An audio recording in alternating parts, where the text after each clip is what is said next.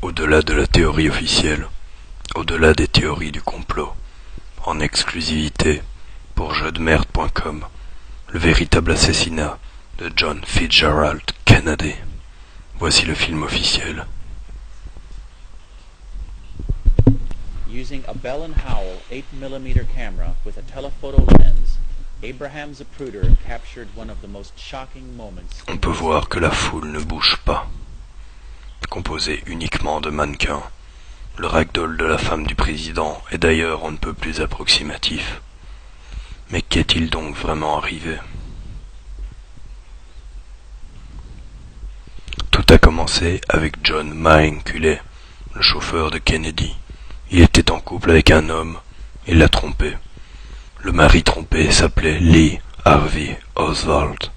Ainsi, le 22 novembre 1963, à Dallas, Oswald décide de se venger de son amant.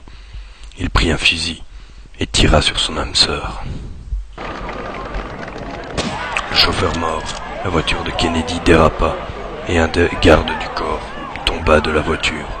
Ensuite, une voiture affolée fonça dans la voiture présidentielle, ce qui eut pour effet de faire tomber le président, et s'ensuivit Dana Gordon, une mère de famille de 35 ans, qui acheva le président. Mais ce n'est pas tout.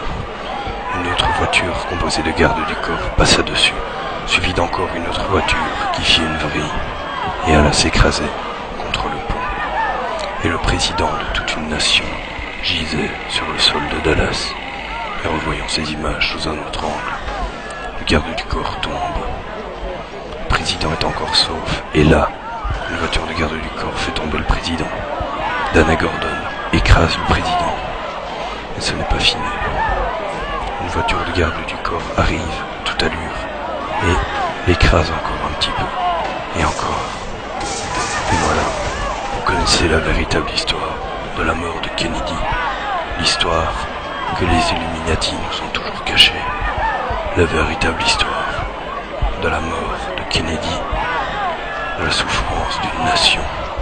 Sa femme est également morte ce jour-là. Théorie que personne n'avait jamais expliquée. Le premier tir a tué personne. Le deuxième a tué le chauffeur. Le troisième tir était pour tuer un pigeon, pour rigoler. Voilà, Lee Harvey Oswald n'a jamais tiré sur Kennedy.